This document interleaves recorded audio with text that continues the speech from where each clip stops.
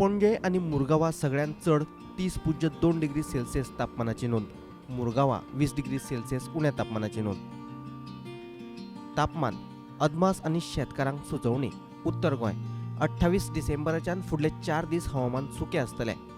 28 डिसेंबराच्यान फुडले 4 दीस गोंयभर सकाळ फुडें धुक्याची कुपां दाटिल्ली दिश्टी पडटली. फुडले 2-3 दिसांत चडावत तापमानात व्हडलोसो बदल जावचो ना. 28 डिसेंबराच्यान फुडले 4 दीस हवामान सुकें आसतलें.